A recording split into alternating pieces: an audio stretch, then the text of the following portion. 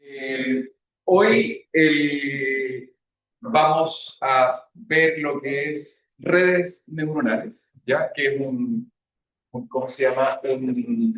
Una obligación hoy en día saber lo que son las redes neuronales. A mí siempre me gusta contar que las redes neuronales se hicieron muy famosas en los 90.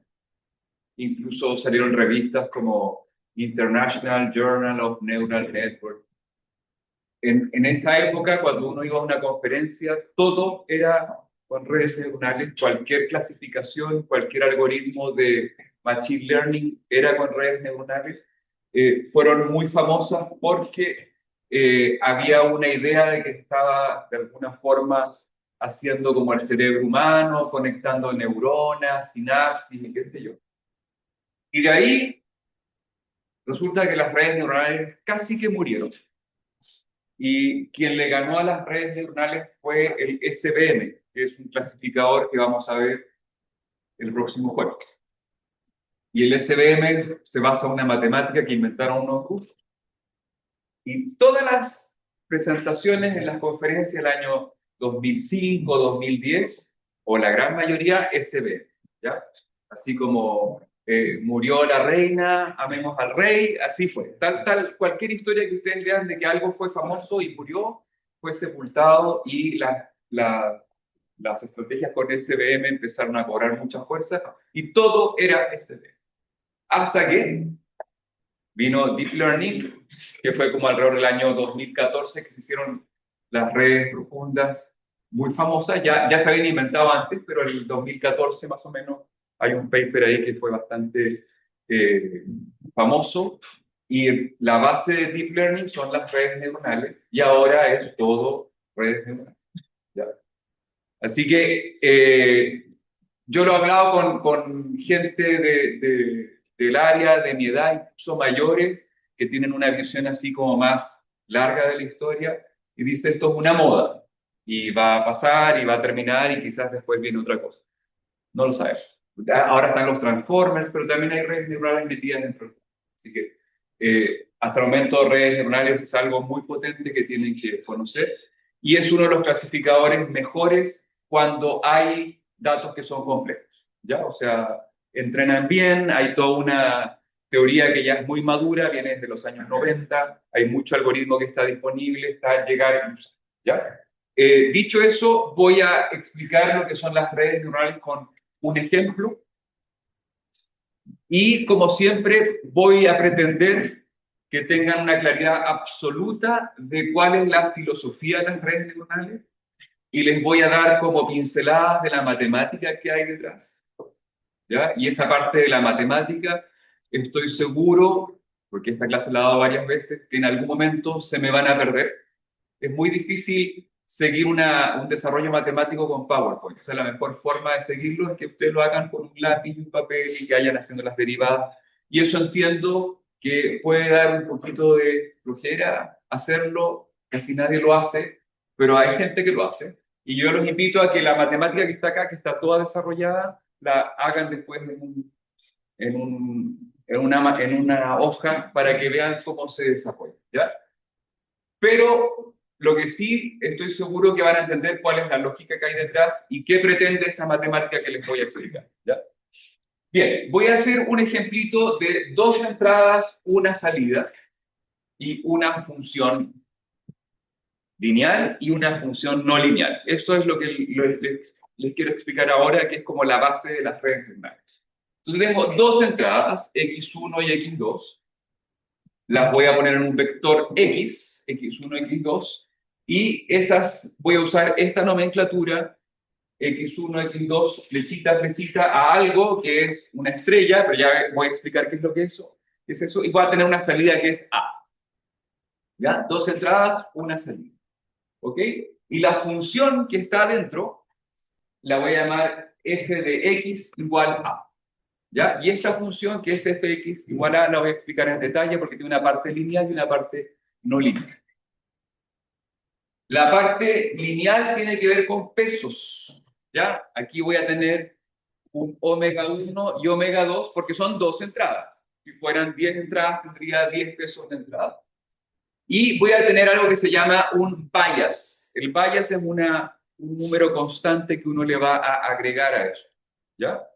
Entonces, la primera parte de esta función es una función completamente lineal, que va a decir que z es el peso 1 por la variable 1 más el peso 2 por la variable 2 más el bias que es b, que es el término constante. Ya con eso yo subo o bajo lo que es este producto punto que hay de los pesos con la variable de entrada. ¿Ok? Eso se puede escribir muy bonito de una forma vectorial, producto punto entre los pesos W, que está en el vector W, y el vector X, que es el vector de entrada. Y le sumo una constante. B es un escalar, no es un vector, sino que es un escalar. Z es un escalar, es un número, ¿ya? Y después viene la parte no lineal, que es lo que se llama una función de activación, ese es el nombre que se le da. En este caso la vamos a llamar sigma, y sigma, la entrada a esta función es z. Entonces viene x1, x2, producto punto por pesos, un valor constante que se le suma, y ahí construyo una variable que se llama z, y esa z la introduzco una función no lineal que es sigma. Y esa es la función no lineal y la de arriba es la función lineal. Entonces, cuando ustedes vean en mi presentación un circulito con una estrellita, adentro de eso está pasando todo lo que está arriba. O sea, la parte lineal, construyo z a partir del producto punto de los pesos con la variable de entrada, le sumo un bias y después la función de activación no lineal. ¿Estamos? Y eso se puede de alguna forma representar así, como la parte lineal, se suman omega 1, x1, omega 2, x2, con el bias, eso entra a la función no lineal y tenemos f de x. Esa es lo que está haciendo eso, ¿ya? Y esta es una función típica de activación sigma que corresponde a esa sigmoide que está acá, ¿ya? Tengo entrada z, que cuando z vale 0, la salida es 0.5. Y en la medida que crece z, esto se satura y llega hasta 1, y en la medida que decrece, también se satura y llega hasta 0. ¿Ya? Y es una función completamente no lineal. Al medio es bien lineal. O sea, esta partecita que está acá, esta partecita uno le hace la derivada a esto y es una zona bastante constante que está ahí, pero después la saturamos para que no crezcamos. ¿Ya? Esa es como la idea de lo que está puesto acá. Y a manera de ejemplo, cuando z vale 0.9, la salida sigma es 0.71. ¿Ya? Ese numerito que está ahí lo vamos a usar después en un ejemplo. ¿Estamos? Más claro que el agua, ¿ya? Ok. Entonces tengo eso, grábenselo bien, dos entradas, una función lineal, un bias, una función no lineal, que en este caso es una sigmoide, y sale el valor A. Ya, ejemplo, vamos a tener que los pesos son 0,5 y 0,2, el bias es menos 0,3, y va a tener como entrada 1,6 y 2,0. Entonces hago la primera multiplicación, 1,6 por 0.5 me da 0.8, la segunda multiplicación, 2 por 0.2 me da 0.4, y aquí le resto 0.3 y el resultado de todo eso me da 0.9. 0.8 más 0.4, 1.2 menos 0.3. Ya habíamos dicho cuánto valía la sigmoide de eso y me da 0,71. ¿Ya? Entonces, para esa entrada, esos pesos, voy a tener eso. ¿Ya? Como spoiler, vamos a tener que encontrar los parámetros de este modelito para que haga las cosas que nosotros queremos. ¿Ya? ¿Cuáles vendrían siendo los parámetros de este modelo? Los pesos, omega 1, omega 2, y el bias. ¿Ya? El resto ya está definido. ¿Ya? Ya está definido que la función no lineal va a ser esa sigmoide y ¿ya? Y vamos a tener que encontrar estos pesos de alguna manera con algún algoritmo de optimización que minimice un error, ¿ya? El error es lo que vamos a tratar de minimizar de acuerdo a una tarea que le vamos a encomendar a este modelito. ¿Estamos? Ya. Saco el mouse de ahí. Existe otra función de activación que es la tangente hiperbólica, que es la función roja, que también se usa bastante. Dentro de las decisiones que uno tiene que tomar, uno tiene que escoger cuál es la función de activación. Y hay más. Hay unas que son rectas incluso, ¿ya? Pero las que más se usan en la parte de entrenamiento de redes neuronales son estas dos, ¿ya? Y este es cuando ustedes utilizan el sklearn, que lo vamos a usar, dentro de la definición de la red neuronal, ustedes tienen que decir cuál es la función de activación. Dime. Me lleva la atención de que son lineales, o sea, lineales. La parte del medio son bastante lineales y después saturan. Todas son así. La idea es introducir una no linealidad, o sea que si fuera lineal sería una línea recta, ¿ya? Aquí la idea es introducir una no linealidad para que el modelo sea capaz de modelar procesos no lineales. Estamos llenos de procesos no lineales. Si esto fuera recto, no se la puede, ¿ya? Y la idea es saturarlo para que no te dé números tan altos. Ya, entonces esa es, y familiarícense por favor con este modelo que está ahí. Vamos a ver lo que es regresión logística, que es un súper tema que se usa mucho. Y lo que vamos a tener acá es los parámetros se encuentran minimizando una función de pérdida. Entonces yo voy a tengo por ejemplo, una función. Imaginen por favor el movimiento de una pelota que sube y baja y todo sabemos que es una parábola, pero en este momento no tenemos idea qué es lo que es, sino que tenemos mediciones de una Y, ¿ya? Y acá la Y es la salida medida, la que yo quiero, o sea, la que yo obtuve experimentalmente, y Y gorro es la que me va a entregar este modelo, ¿ya? Y aquí hay siempre dos cosas, la medición y el modelo. Y lo que queremos hacer es que el modelo sea lo más parecido a la medición, entonces queremos de alguna manera minimizar el error que está acá, ¿ya? Esto, fíjense bien lo que está diciendo esta partecita de acá, y menos y gorro y al cuadrado y el promedio de todos los puntitos que yo mido esta pelota que subió y bajó, ¿ya? Entonces voy a tratar de encontrar los parámetros, omega 1, omega 2, omega n, etcétera, lo que sea aquí de entrada, ¿ya? Para poder encontrar cómo es mi función, ¿ya? En este ejemplo, entonces ustedes tienen puntos que miden y puntos que modelan, y la idea es encontrar los parámetros tal que se parezcan lo más posible, ¿ya? Y eso es como hacer el fit de una curva, y esto es una función de regresión y funciona harto bien, ¿ya? Y para la función que ustedes quieran, van a encontrar mucho esto de cómo funciona. Aquí hay dos variables de entrada, aquí n variables de entrada, es un espacio de dimensiones, y una salida, ¿ya? Esa vendría siendo como algo que se usa, y hay librerías de esto, es llegar y usar y va a funcionar, y hay que probarlo, ¿ya? Y la no linealidad que está introduciendo esa función hace que uno pueda modelar distintas cosas. Ya. Vamos ahora a meternos con lo que es la estructura de una red neuronal, y voy a hacer el ejemplo que les había dicho, cómo sería una red neuronal de 2 características y 3 clases. Ya, aquí entonces tenemos X1, X2 y 3 clases, la amarilla, la roja y la anaranjada. Entonces, uno podría pensar que las líneas de decisión son esas dos que están ahí, y deberíamos de alguna forma tener un algoritmo que las encuentre, y yo lo que les voy a mostrar ahora es cómo una red neuronal haría eso. Tengo 2 entradas, y la clase la voy a descomponer en 3 salidas. ¿Por qué 3 salidas? Porque son 3 clases. ¿Ya? La clase 1, la 2 y la 3. ¿Ya? Y eso que está ahí es una cajita gris, ya que hasta el momento no sabemos qué es lo que hay adentro. Tengo 2 entradas, 2 características, y tengo 3 salidas porque son 3 clases.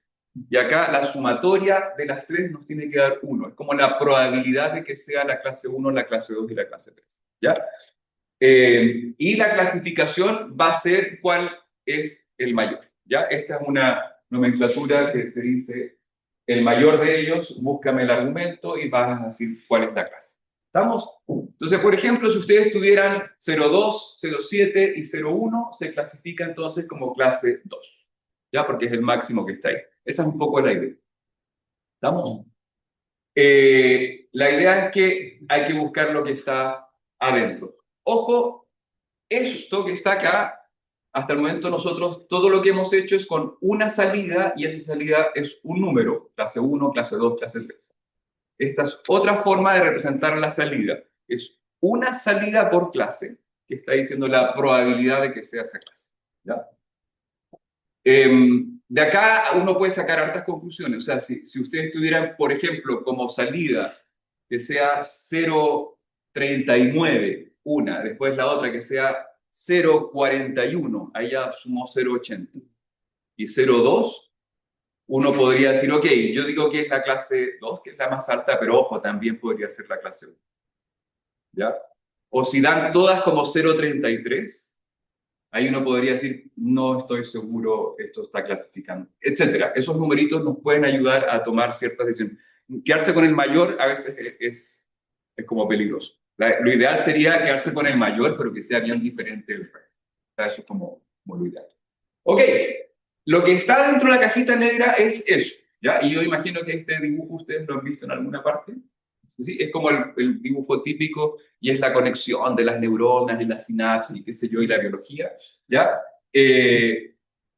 Hasta donde yo sé, pues yo no tengo, iba a decir grandes conocimientos, no tengo conocimientos en biología ni en medicina, o sea, lo que sé muy poco, pero hasta donde lo que he leído, las neuronas son harto más complejas y distintos a esto. Pero esto quedó de los años 90 y el modelo funciona. Ok, ustedes ven acá circulitos rojos, ¿verdad? Los circulitos rojos es lo que expliqué hace un rato. O sea, tiene una parte lineal y una parte no lineal. O sea, cada uno de esos circulitos rojos tiene un sigma, una función no lineal que es una sigmoide. Eso que vimos que empezaba, subía y ya. Tiene la parte de los pesos. Cada una de estas flechas tiene asociada un peso. ¿Ya? Entonces, quedémonos en ello. Voy a tener la capa de entrada, ¿ya? Que es omega 1, perdón, es X1 y X2. Voy a tener una capa oculta, ¿ya? Que ahí le puse 1, 2, 3, 4, 5, 6 nodos. Esos circulitos los vamos a llamar nodos. Y tengo una capa de salida que en este caso es 3, ¿ya? Uno puede tener más capas ocultas. Lo que sí es obligatorio es que tengan una capa de entrada que recibe el input y tenga una capa de salida con el número de clases, que es el out. ¿Ya? Eso es obligatorio. Y adentro tiene que haber al menos una capa. Ya podría haber más. El número de nodos de la capa es un hiperparámetro que hay que buscar. Aquí puse 6, pero alguien podría decir mejor 8, o mejor 2, o mejor 25, etcétera. Todo eso es algo que hay que buscar. Me voy a quedar con este ejemplo: 2 de entrada, 3 de salida y 6 de la capa oculta. ¿Ya? Ok, y no se olviden que eso que está ahí viene de acá. Cada una de estas, de estas estructuras, que es el nodo que está metido acá, cada una de ellas, que tiene la estrellita roja, es una función lineal, los pesos por las variables de entrada, y la función no lineal. Ojo, estoy diciendo los pesos por las variables de entrada, ¿ya? Las variables de entrada de este que está acá, espérense, las variables de entrada de este que está acá son X1 y X2, ¿verdad? Que van a multiplicar este peso, lo suman con una B que no está graficada, el bias de este nodo que está acá, y después la sigmoide. Las variables de entrada de este nodo que están acá son 6. 1, 2, 3, 4, 5, 6 que vienen de acá. Entonces aquí voy a tener 6 pesos asociados a estos nodos que están acá, un bias, que siempre lo va a tener, y una sigmoide. ¿Ya? Entonces, ojo que en este ejemplo, el que les acabo de marcar, voy a tener, por ejemplo, que a ver, esto es el que estoy graficando. ¿Ya? Y voy a tener que este peso que está acá, que viene acá, o sea, este valor que viene acá, es la salida de este que está acá. Atención con eso. Y va a decir omega 11 por X1, ¿ya? Omega 11 viene acá. Este es el omega 11. ¿ya? Y después el omega 12 por X2. Y este que está acá es el omega 12, ¿ya? A ver si me sale. Ojo que vienen dos variables de entrada y vienen dos pesos. Y después le voy a sumar un B11, que no está graficado, pero viene sumado acá, que es el B, ups, ahí me salió, B11.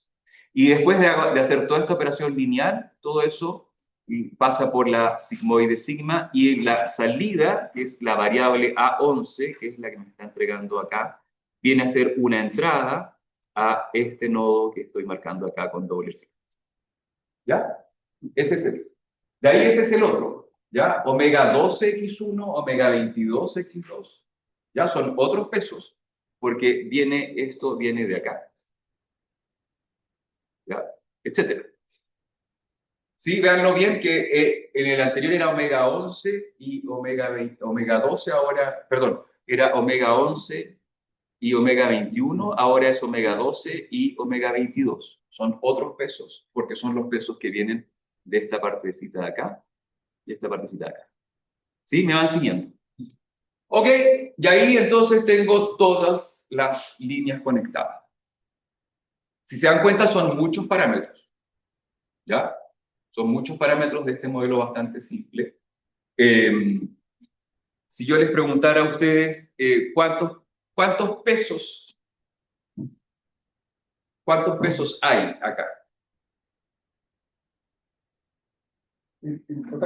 Empecemos a cuántos pesos habría hasta acá. 2 por 6, ¿verdad? Y después, ¿cuántos pesos hay acá? 6 por 3, 18. ¿Ya? Entonces, en pesos nomás hay 12 más 18, que son 30. ¿Y cuántos bayas hay? ¿Cuántos valores constantes hay que sumar? 9. Son el número de nodos, son 9. ¿Ya? Entonces, en este caso tendríamos parámetros que hay que encontrar con la minimización de una función objetivo, serían 39. ¿Ya? 30 pesos más 9 bayas. ¿Ya? Y esas son variables desconocidas que no tenemos idea cómo son, pero los vamos a ajustar con un algoritmo de optimización para que cuando estas dos variables sean de determinado valor, que diga que es clase 1 porque es lo más probable que sea clase. ¿Ya? Sí. Profe, si yo tengo un scatter plot como mostró antes, la red neural, ¿cómo generalmente corta el umbral? Cuando tiene funciones lineales no lineales, ¿puede cortar como cualquier forma? O... Aquí llamas como corta el umbral. ¿Cómo lo...? La línea de decisión. La línea de decisión. La línea de decisión, entre más parámetros tengas, la línea va a ser más accidentada y puedes caer en el suelo de entrenamiento. Entre menos parámetros tenga, va a ser mucho más suave. Claro, porque vimos la clase pasada que habían otros que eran más lineales. Este no es lineal. O sea, este te puede... la no linealidad que tiene metida la sigmoide acá entre medio va a hacer que tengas una curva. ¿Ya? Pero por eso digo, entre más parámetros tenga, yo podría hacer esto con 1000 nodos en la capa oculta y podría inventarme una segunda capa oculta de 5000 nodos. O sea, ya la cantidad de parámetros es mucho para esto. Y ahí tú vas a poder ver que la línea es bastante... Va a tratar de hacerlo lo mejor posible. Ok, entonces cada nodo círculo rojo tiene asociado una función no lineal y un valor de bayas. Cada flecha azul que entra a un nodo tiene asociado un peso. Se conectan todos los nodos de una capa con todos los nodos de la siguiente capa, y cuando se diseña una red neuronal se debe decidir la función no lineal, o sea, una sigmoide, ¿cuál va a ser? El número de capas ocultas, en este caso es una, el número de nodos de todas las capas ocultas, en este caso es una capa oculta con 6 nodos, y cuando se entrena una red neuronal se debe estimar todos los pesos y los bayas, o sea, habíamos dicho que eran 30 y 9 bayas, de tal forma que la salida real sea lo más parecida a la salida ideal. ¿Ya? Voy a detener eso en un ratito más. Tengo ahí la distribución, que es el ejemplo que estoy siguiendo, y tengo dos variables, x1 y x2. ¿Ya? Entonces, por ejemplo, ese puntito que está puesto ahí tiene como x1 1.6 y como x2 tiene 2c. ¿Ya? Y esto entiendo que es Esto es de la clase 3, ¿ya? ¿Cuál es la salida ideal de la red neuronal? ¿Cuál es la salida ideal de nuestro modelo cuando la entrada es 1, 6 y 2, 0? Ojo, la salida ideal las salidas son 3 valores, ¿ya? Esto es clase 3. ¿Cómo debería ser? 0, 0, 1. 0, 0, 1. Eso es lo que el modelo debería entregarnos, ¿ya? Esa es la salida ideal. Ese es el Y. ¿Ya? Si aquí hay, por ejemplo, 500 puntos y ese punto que está ahí es el punto 327, en mis datos de entrenamiento, Y327 tiene que ser 001. ¿Ya? O sea, ustedes tienen que tener una matriz X de 500 datos, o sea, 500 muestras, 500 filas. ¿Ya? En este caso son dos variables de entrada, entonces tendrían una matriz X de 500 por 2. Una salida Y de ¿cuánto? 500 por 3. ¿Ya? Esos son sus datos de entrenamiento. El Y ahora no es un vector, es una matriz que tiene como número de columnas el número de clases. Y la salida ideal va a ser siempre así: 001, 001, 100, 100, 010. Esa es la salida ideal. Eso es lo que a mí me encantaría que hiciera la red neuronal. ¿Ya? Vamos a suponer que después de entrenar me da esa salida, el Y327, que es el ejemplo que estoy usando para el punto 327. Me está diciendo que la salida es 01, 02, 07, suma 1, ¿ya? Y aquí entonces, ¿cómo clasificamos? Como clase 3, perfecto, ¿ya? Aunque la salida no es igual, o sea, el 01, 02, 07 es bien distinto a 001, ¿ya? Clasifica bien y el error ahí, ¿ya? Entonces, como el máximo de las salidas del tercer elemento, entonces la clasificación será clase 3. Y el entrenamiento en el entrenamiento se debe minimizar una función objetivo de ese tipo, ¿ya? Ojo, en la función objetivo es que los 500 valores de la salida ideal sean lo más parecido a los 500 valores de la salida de la red neuronal. Aquí existe una función objetivo que es J con un vector de parámetros, que en este caso el vector tiene 39 elementos, ¿ya? Los 30 pesos y los 9 bytes, que son números que no conocemos y que los algoritmos de entrenamiento empiezan con valores completamente aleatorios y es un método iterativo, iterativo, iterativo, y después de no sé cuántas iteraciones encuentra algo que funciona bastante, ¿ya? Esa es la red neuronal. Entradas, las variables y salidas, una columna por cada clase. Ahí están los parámetros y ahí está el número de muestras del entrenamiento. ¿Ya? ¿Ok? Esto ya lo había dicho. En este ejemplo hay 30 pesos y 9 vallas, 39 parámetros, y eso es todo.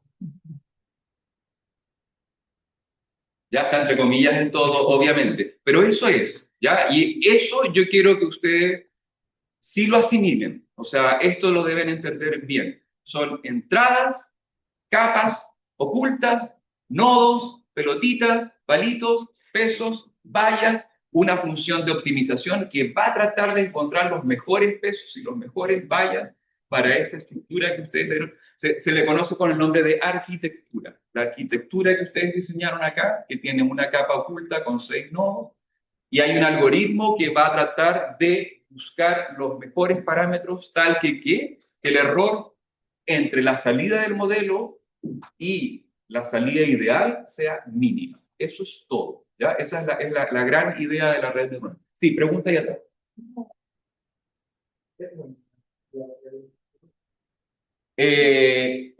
Variables categóricas. Variables categóricas es como que tú dijeras cómo está el día, asoleado, nublado, ese tipo de cosas. Eso sigue otra lógica, pero también sirve, ¿ya? En este caso lo que estamos viendo son con variables. Uno podría ponerle números a tus variables categóricas, ¿ya? Pero la verdad es que lo mejor es que pongas la temperatura del día en vez del si está soleado. O sea, que tengas variables. Esto funciona mejor con variables no categóricas, pero también hay redes neuronales con variables categóricas.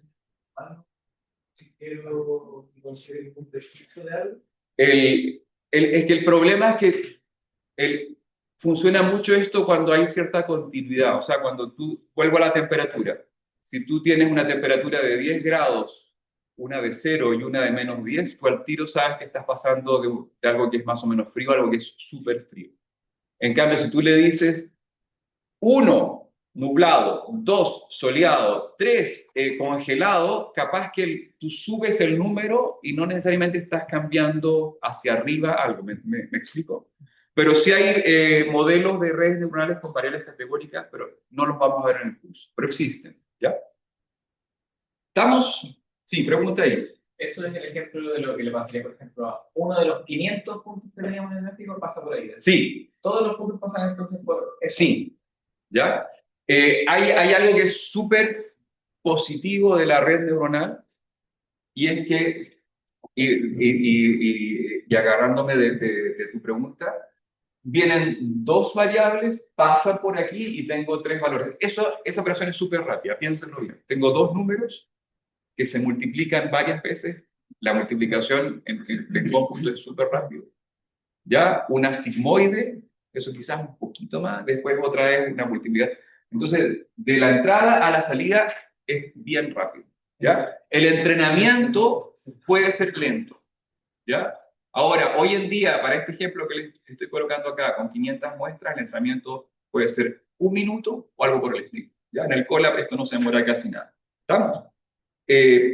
Pero el entrenamiento, uno se puede dar el lujo en Machine Learning que el entrenamiento sea costoso, que sea 1 mes, por ejemplo. Si lo que uno anda buscando es un modelo bien bueno y que la salida sea rápida. O sea, por ejemplo, detección de caras, que ustedes en sus celulares de repente aparece la cajita de dónde está la cara, ¿verdad? La verdad es que no serviría tener un algoritmo súper bueno que se demore 1 hora en encontrar las caras de una foto, ¿ya? Pero yo les aseguro que el algoritmo que usaron para entrenar el modelo que detecta caras se demoró harto, ¿ya? Eso depende de cada compañía, pero puede ser que se haya demorado semanas o algo por el. ¿Por qué? Porque lo hicieron con millones de fotos, con caras y qué sé yo. Pero una vez que está, van a tener operaciones de este tipo. Entradas, multiplicaciones, sumas, funciones no lineales y listo. Y entonces esto es bastante rápido. Esa es una gran ventaja de la red neuronal. La gran desventaja es que esto ya es bastante abstracto. Explicar esto, ¿por qué dijo el modelo que era clase 2? Ya, porque el peso era 0,27. Pero el otro peso, el peso omega 23, era 0,18. Si hubiese sido 0,19, la verdad es que lo clasifica como clase 1. Eso no es una explicación válida. Eso no lo entiende nadie. ¿Ya? Y eso es esto, es una cajita negra. ¿Ya? Lo que pasa es que la red neuronal ha sido tan eficiente en el sentido que obtiene tan buenos resultados que hemos terminado usándola. ¿Ya? Pero yo les digo, ojo con lo que están usando y si lo van a usar en algo delicado, pruébenlo mucho. ¿Ya? Insisto mucho y lo digo harto en mis clases. Si lo que ustedes están haciendo es seleccionar entre mandarinas, naranjas y sandías y se equivocan, ustedes dicen esta sandía es una mandarina, ya van a pasar la vergüenza de que cómo es posible que se hayan equivocado en eso, pero no le están haciendo daño a nadie. A lo más va a haber un cliente que diga, oye, me pasaron una sandía y yo compré una mandarina. Ya. ¿Listo? Pero si aquí hay vidas humanas involucradas, la cosa es bien. Si aquí hay una enfermedad involucrada, si aquí hay un error en un reconocimiento facial de una persona y ustedes dicen, es criminal porque se parece mucho a la foto que tengo acá y resulta que se parecía harto, pero no era la misma persona y esa persona va a prisión, ahí la cosa es bien distinta, ¿ya? Y eso ha pasado en la historia. O sea, hay miles de casos, no sé si miles, pero que están documentados de personas inocentes que la foto era parecida a una foto que se tomó de una cámara de vigilancia, que generalmente esas fotos siempre son oscuras, pixeladas y qué sé yo, etc. Eso está lleno en la historia de Machine Learning. Entonces ahí yo les pido que si les toca trabajar en ese tipo de problema, que sean bien cuidadosos en qué están usando y cómo lo validan, porque equivocarse es bien distinto si se equivocan en una sandía o se equivocan en un ser humano. ¿Ya? Sí. En el contexto de las técnicas de reconocimiento de patrones, igual redes neuronales necesitan muchos más datos, ¿cierto? Sí y no. Ya. O sea, imagínate aquí tú estás encontrando 30 parámetros, 29 parámetros. Con 500 datos es bueno. Con 500 O sea, te funciona bien. Ok. ¿Ya? Tiene que ver mucho el número de parámetros que tú estás buscando y el número de muestras. ¿Ya? Ahora, si tú tuvieras una red que tú le dices, ok, voy a poner 125 nodos de entrada y 500 nodos en la orden, ya, y ahí tú empiezas a hacer el cálculo y te da que el número son 500.000 parámetros, típico de una red de deep learning, y tiene solamente 500 datos, ahí la cosa es, ¿ya?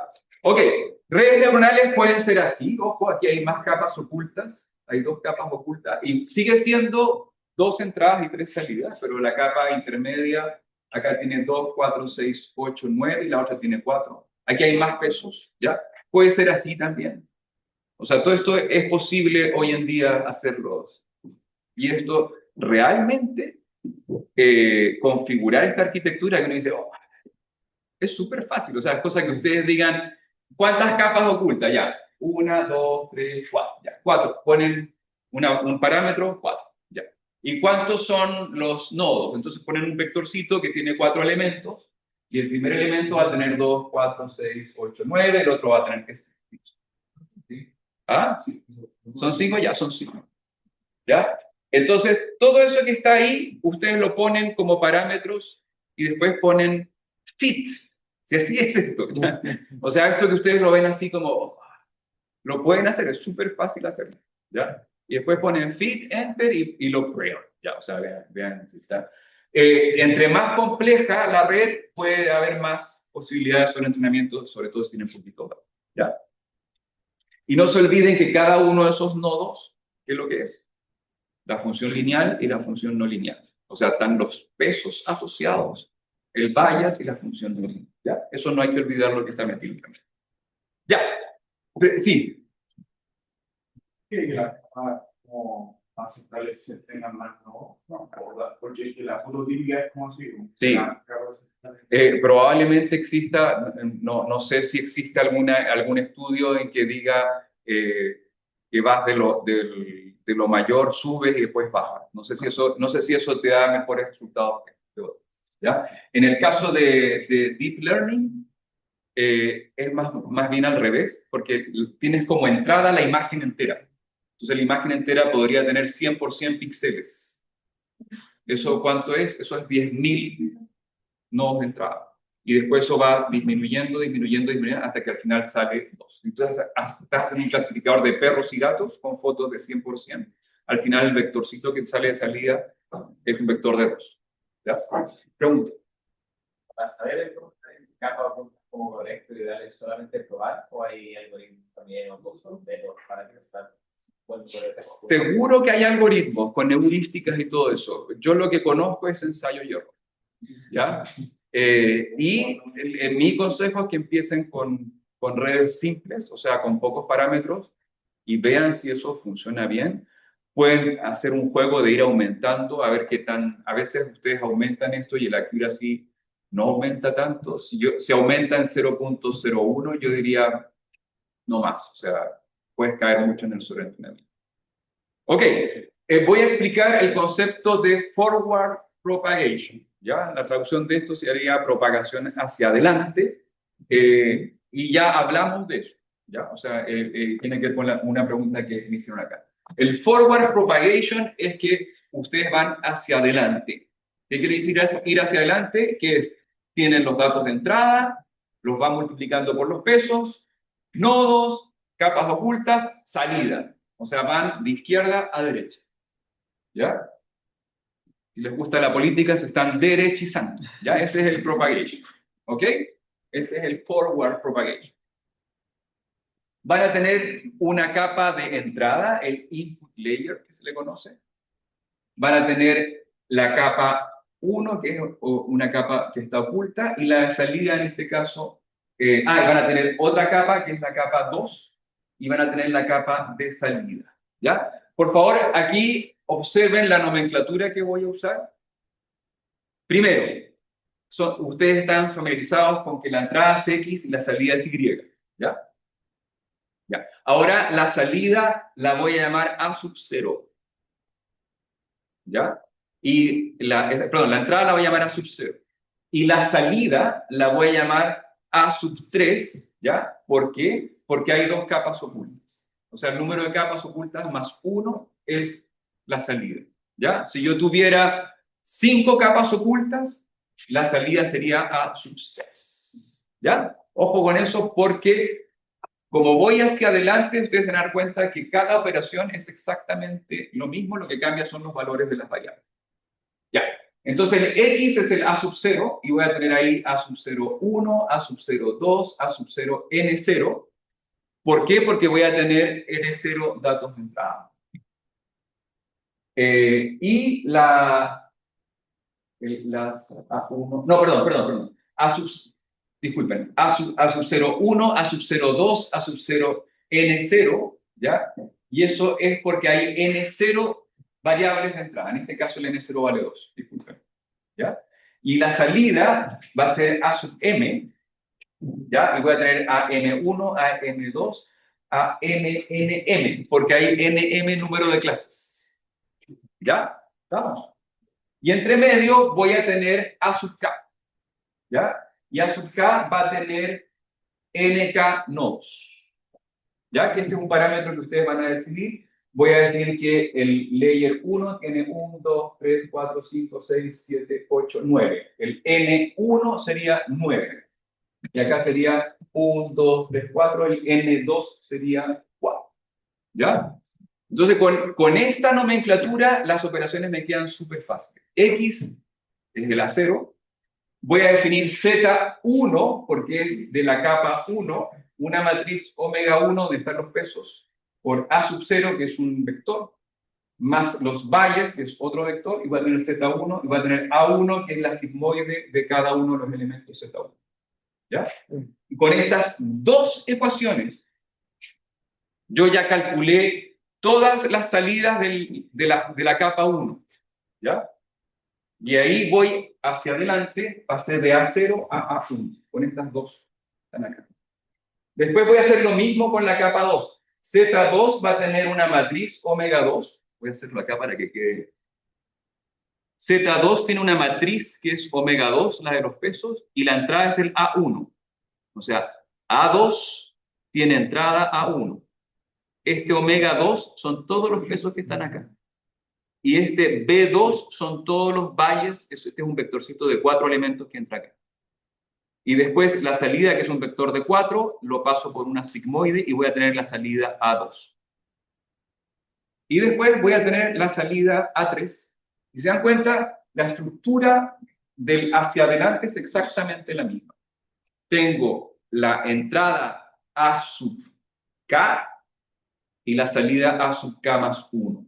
¿Ya? A0, salida A1. A1, salida A2. A2, salida A3. Y A3 ya termina y ese es el Y. ¿Ya? Y todas las estructuras, fíjense. A1, sigma de Z1. A2, sigma de Z2. A3, sigma de Z3. Es lo mismo. Z1 depende de A0. Z2 depende de A1. Z3 depende de A2. De hecho, se podría generalizar, ¿no? Sí, esto es un for. Como, O sea, la implementación de esto en un código es...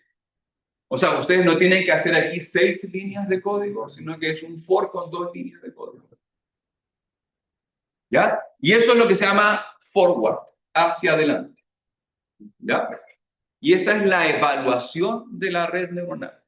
Cuando digo evaluación, quiere decir que los pesos ya existen. Ya los conozco.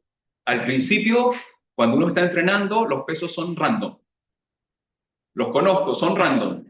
Son números espantosamente malos que hacen mal su pega, pero los conozco. Entonces puedo evaluar con pesos random cómo sería la salida. ¿Ya? La salida va a ser muy mala, voy a calcular un error y voy a actualizar los pesos para que la siguiente vez que lo calcule, en la próxima iteración, esos pesos sean un poquito mejor. Y cada vez mejor, hasta que entrenó y quedó bien. ¿Ya? Pero hacia adelante los pesos no se tocan, se conocen. Malos o buenos están, ¿ya? Y eso es el hacia adelante. ¿Ok?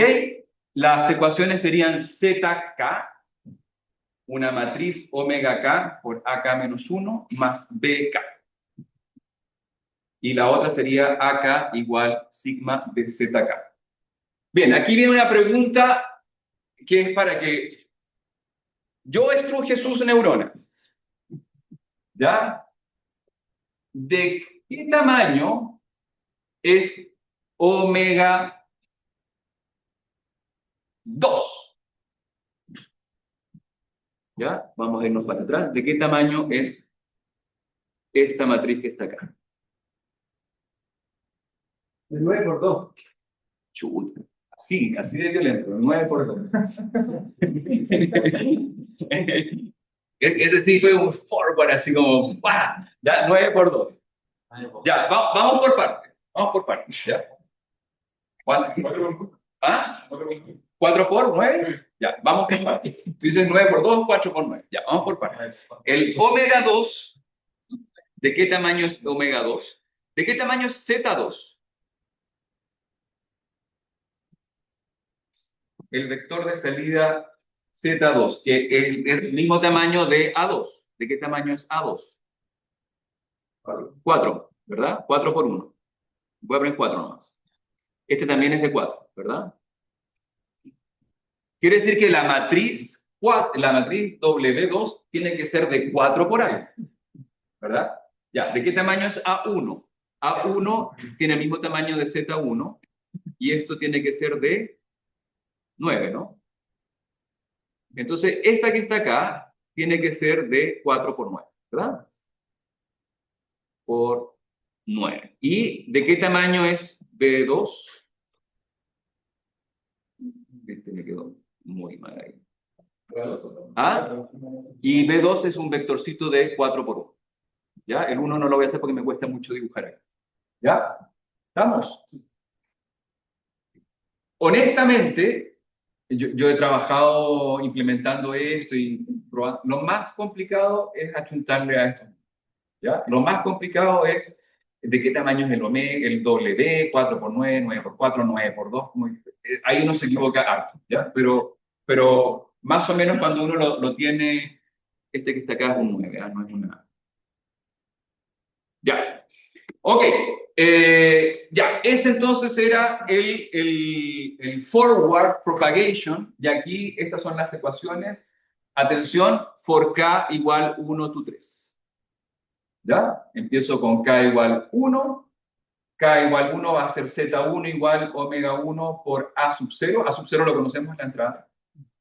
Y ahí en cada for, en cada step del lazo, voy a ir calculando el A1, el A2 y el A3 y termino. ¿Ya? Entonces esto es rápido. Y la capa K depende de la capa K menos 1. Por eso se dice que es hacia adelante. Una nomenclatura que vamos a utilizar es que yo tengo la entrada X A sub 0, se produce a partir de la 0 A sub K menos 1, con las variables de los pesos y los bias de la capa K, voy a tener omega K y BK, y eso va a ir saliendo hasta que tengo la entrada, ¿ya? Y eso es forward, ¿ya? Nos derechizamos para allá, ¿ok? Estamos. Ahora viene el back propagation. ¿Qué hace el back propagation? Se izquierdizan. ¿Ya? Va hacia el otro lado, ¿ya? Hay algo que es bien importante. Cuando van hacia adelante, la red neuronal está congelada. Los pesos no cambian. ¿Ya? Se evalúa la red. ¿Ya? Entrada, salida. En el backpropagation es un método de implementación de la optimización. Nosotros estamos encontrando los pesos y los bias. ¿Para qué? Para minimizar una función objetivo que me está diciendo que también está funcionando la red neuronal. Entonces, necesito encontrar los pesos y los bias. Y en el backpropagation, en cada iteración, yo voy a ir mejorando esos pesos y esos bias. Todos los parámetros que tiene la red neuronal, los omega y los B, se van a ir actualizando en el backpropagation. Entonces, en el forward está todo congelado, input, output, y en el backpropagation se van actualizando los pesos. ¿Ya? Entonces lo voy a explicar. Voy a tener entonces un algoritmo que lo que hace es estimar los pesos y los bias. Aquí tengo una matriz, perdón, un vector de parámetros, que es θ, que va a tener m, claro, el vector de parámetros, va a haber parámetros en cada capita. ¿Ya? En la capa 1 va a haber un omega y un b, en la capa 2 va a haber un omega y un b, en la capa 3, ¿estamos? Que son las matrices, la W y la B. ¿Ok? Y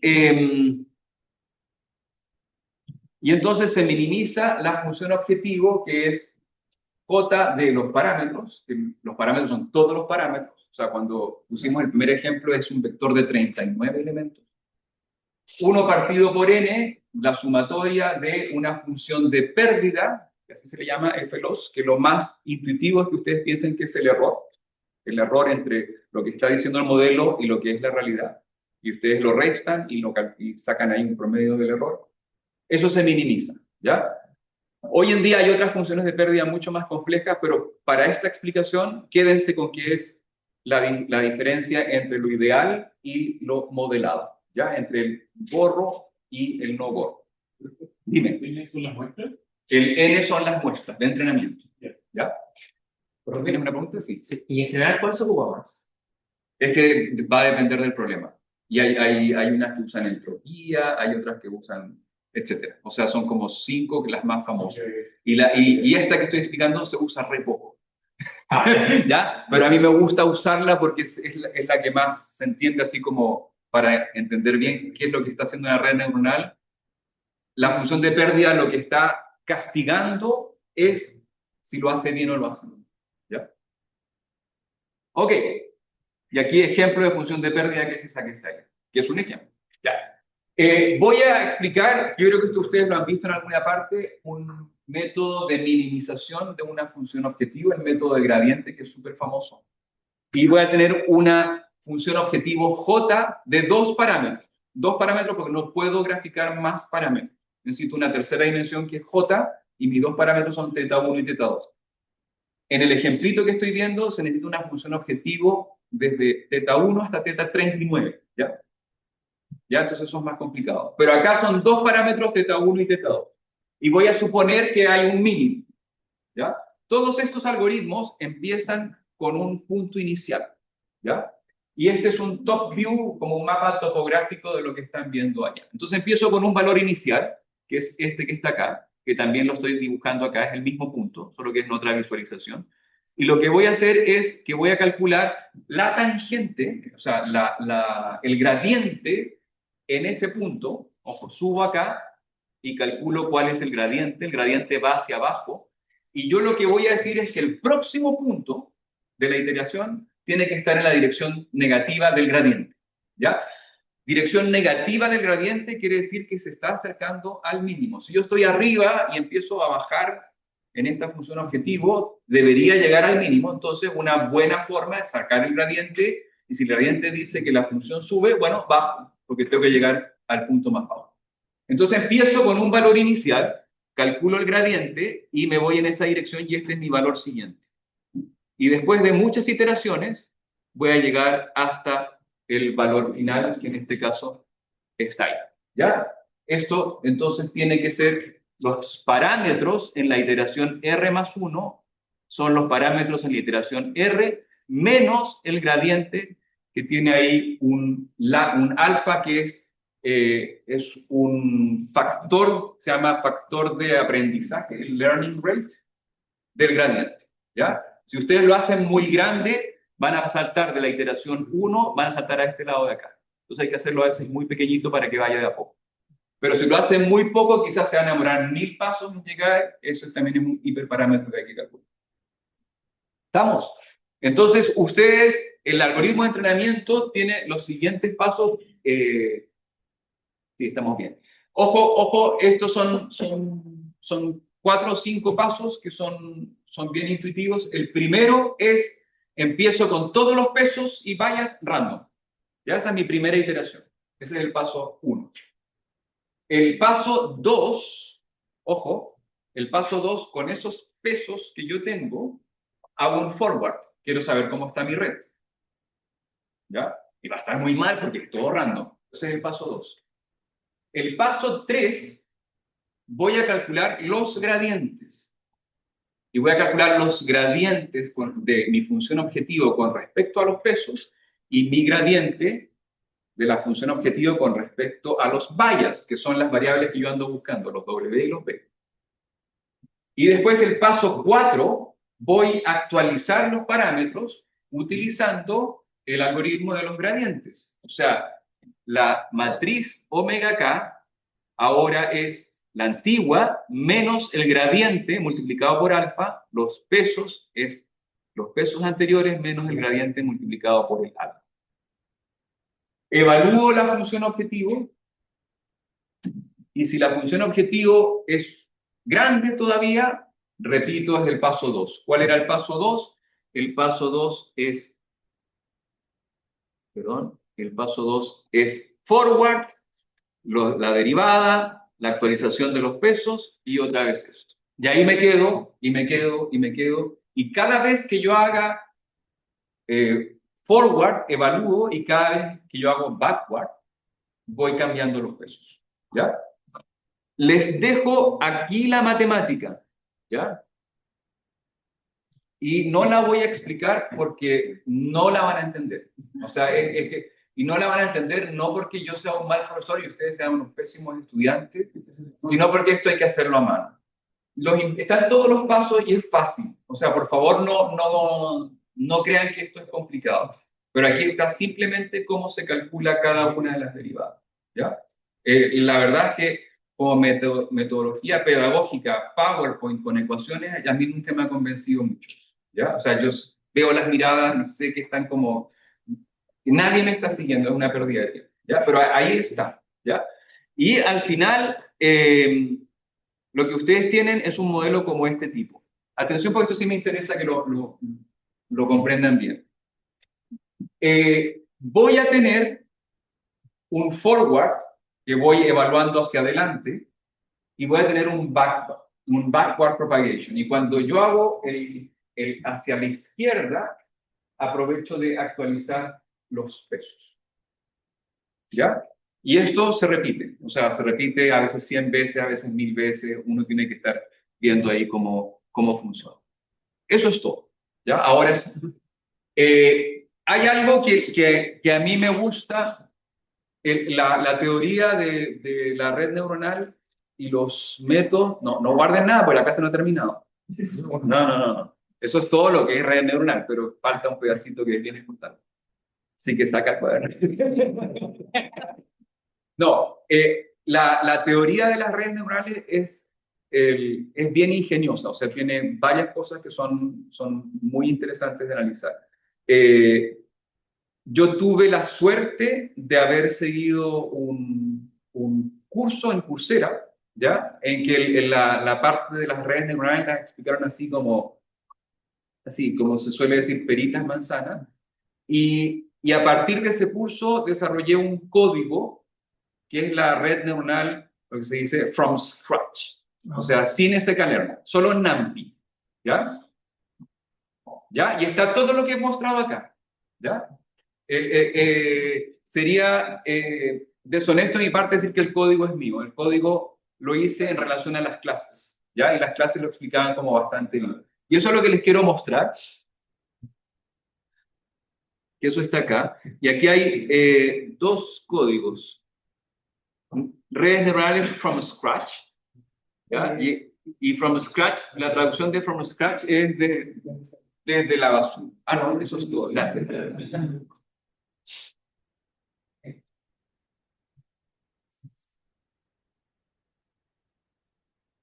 Ya, este es el código, redes neuronales from scratch, y aquí está explicado lo que es forward propagation, la función de pérdida, y si se dan cuenta, el sklearn es solamente para la matriz de confusión. Ahí debía haberlo hecho solo con NumPy, no importa, ¿ya? Pero aquí están las bases de datos, carga de características, igual están las características ya cargadas, esto es solamente de implementación. Aquí están los puntos que estoy usando, el G4, el training y el testing. Esta es la red que estoy usando. Esa es la red que estoy usando. Y aquí viene la explicación con la misma nomenclatura del PowerPoint. Definición de la red neuronal from scratch. Aquí está la definición. Ojo, W es un random. Aquí está el forward propagation. Ojo, el forward es lo que les dije. Es un for y tienen aquí la multiplicación más los pesos. Y aquí tienen ustedes la sigmoide. El backward propagation es un poquito más complicado, pero es lo mismo. O sea, son las derivadas parciales y las actualizaciones. Y aquí se actualizan los parámetros, la función de pérdida. Aquí la función de pérdida es la que he mostrado, que es la diferencia en cuadrado. Class to hot es una función que tienen ustedes un vector con las clases, 1, 2, 3, 4, 5, o perdón, 1, 2, 3, 1, 2, 3, y la salida es una matriz de 3 columnas y que va a 0, 0, 1. Ya, nada más es eso. Y aquí viene el entrenamiento. Y aquí viene la salida. En este caso saqué 93.12 con este ejemplo. ¿Ya? Eso por los datos, chicos. Los datos están bien separados. O sea, no es gran mérito sacar 92, 93 con estos datos. Ya, esa es la, ¿cómo se llama? La red neuronal from scratch. Vean este código para que lo entiendan. Si les gusta la matemática, síganlo. Está así como bien paso a paso. Va mucho de acuerdo al PowerPoint. En la práctica, no lo usen. O sea, el sklearn está lleno de cosas que se las han pensado bien, no está hecho from scratch, o sea, es una cuestión. En la práctica, lo que ustedes van a hacer es usar el otro código, que es este que está acá. Redes neuronales usando sklearn, que está ahí. Y acá está el mismo ejemplo con los mismos datos y se van a dar cuenta que el resultado también les va a dar algo de 90 y algo. ¿Ya? Aquí les dio 92, 88, los resultados son muy parecidos, ¿ya? En la práctica, usen sklearn. Para entender qué es lo que hace una red neuronal, métanse en el otro, usenlo y háganlo todo. ¿Ya? ¿Estamos? ¿Preguntas? Mire, la red neuronal, si tenemos los datos bien separados, es como la forma más óptima de clasificarlos. Sí, pero si tú tienes datos que están súper separados, usa un umbral, no usen una red neuronal. Eso es como... Pruébate uno de los clasificadores sencillos. Si te da muy bueno, yo no usaría una red neuronal. ¿Ya? Tú tenías una pregunta. No quería muy claro cuándo para de hacer backward. Cuando la función... tiene varias formas de parar. Una, cuando la función objetivo... A ver, tienes tres formas de parar. Una, cuando tú le dices, quiero que iteres máximo 500 veces. Chao. ¿Ya? Y a veces se usa mucho eso porque puede ser que no converja muy bien, entonces tú dices, y lo paro. La otra, se para cuando en la función objetivo llegó a un número tan bajo que tú dices, ya, entrenó bien. ¿Sí? La otra es cuando el cambio de los pesos de la iteración anterior, de los parámetros de la iteración anterior a la nueva, no cambiaron casi nada. ¿Ya?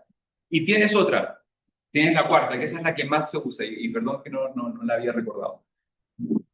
Ojo con esta idea que es como la buena práctica con las redes neuronales. Ustedes tienen un conjunto de training y un conjunto de validación.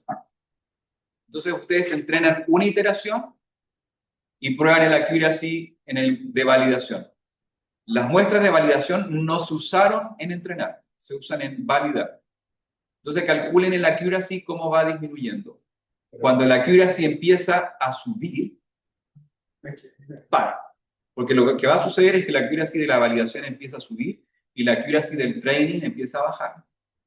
Y ahí se están sobreentrenando. ¿Ya? Entonces una buena técnica es parar cuando ya la validación ya no mejora más. Y eso es como es lo mejor que se puede hacer. Ya, una última pregunta. Tres preguntas. Preguntas atrás, ¿no? ¿No? Ya, entonces tú y tú. Terminamos con eso. Con el descenso gradiente se va a encontrar un mínimo local. Sí, Pero podría haber ese es el típico problema del gradiente. Por eso las implementaciones como sklearn y todo eso de repente tienen implementaciones que cuando llega a un mínimo local puede haber algo que se dé cuenta y salta para otro lado y trata de hacer. ¿Ya? ¿Tenías una pregunta? ¿Qué tipo de validación? ¿No es lo mismo que el testing? La validación es un testing, pero es un testing que lo puedes usar en el entrenamiento. Voy a hablar de eso después en la próxima clase, ¿ya? Pero es un testing. ¿Estamos?